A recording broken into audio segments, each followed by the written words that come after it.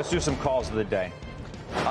Netflix is interesting, okay? I feel like this stock has suddenly become a battleground name.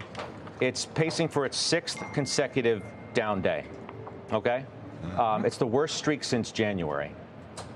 And Wolf is out today defending it. Somebody was out defending it late last week. They say that today, buy the stock, not the AI angst. What do you think, Weiss? Yeah, you know, look, I've read some of the negative comments on it, and I just don't think there's a there there. They're still the leader in space. They'll continue to be the leader. And I just don't understand the concerns, frankly. But it has weighed on. I think part of it is people reallocating Netflix, what they've seen in there, which even stalled before it started correcting and saying, look, we can get some juice elsewhere. So that's it. I've also been out there defending it. It's been my final trade, you know, at least once over the last few weeks. That hasn't worked out, but I'm sticking with it. I just don't think the model's broken at all or being damaged. They say with a sustainable relative price to earnings, investors stand a good chance of earning 12-month returns near EPS growth, which we see greater than 20%. Right here and now, we're buyers. That's from Wolf today. What do you think about this call? What do you think about the way the stock's traded lately? You and I have spoken about the way the stock has traded since the end of June. That was the peak. Yep. The stock for the third quarter basically ran sideways to lower. I continue to inject Spotify in there because they seem to be trading like cousins within the market for whatever reason. But ultimately, it's getting a little bit frustrating because as I continue to defend the story and the analyst community continues to defend the story, you're seeing a breakdown in the momentum. That's just reality. That's what's happening. Now, Paul Tudor Jones talked about the value of the 200-day moving average this morning on the network. Okay. Well, Netflix is getting uncomfortably close to that 200-day moving average at 1094. It's not sitting that far above it. So I'm becoming a little bit more concerned than I have been over the last several weeks in continually defending the fundamentals. We know it's a very strong fundamental story, but now price and the technicals look like they're breaking down. All right. Parker Hannifin, target today to 840. That's at Wells Fargo. You have that one in the Joe T. Industrial, aerospace, derivative play. Actually like Howmet, HWM, a little bit better. Both of those companies are benefiting from being multinationals. Howmet a little bit more at 50%, Parker Hannifin at 40%. Both of these stocks in the portfolio doing remarkably well, a little bit more of an uptick on Howmet. All right, TKO, target goes to 230 from 190 at Bernstein. That's you as well. Purchased this at the end of July. We've got a little bit of a lead on the story.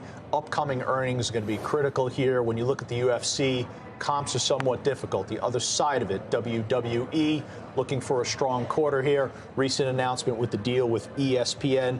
That should be a favorable one as well. Near a high. Let the stock work for you and continue to move higher. Wolf. Wolf. Why did I say Wolf? That was from earlier.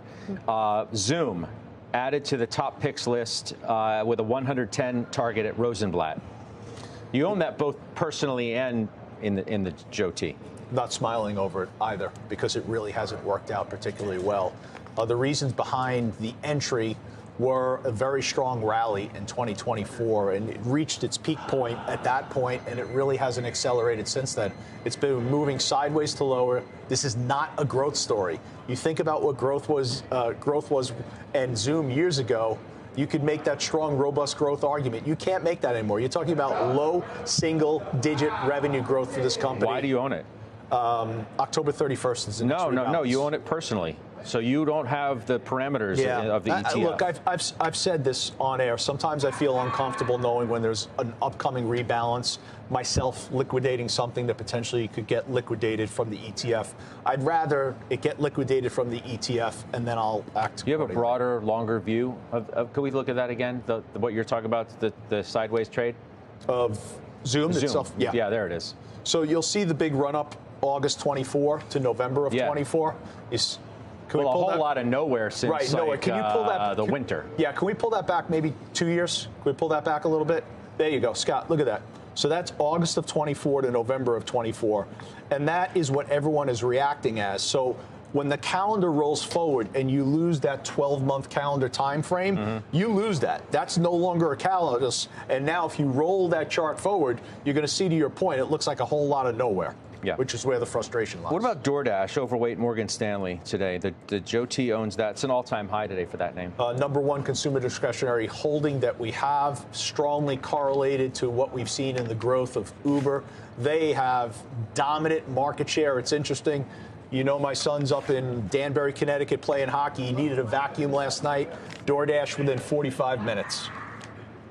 Nice. Uber, by the way, is about to break through 100, which has been resistant. So I think once it does that, it'll just keep moving. Nice to know he's cleaning up after himself. Yeah. Did he order it or Good did boy, you Tanner. order it? Good job. I ordered the vacuum, and There then you go. he had to call me to ask how to put it together. All right.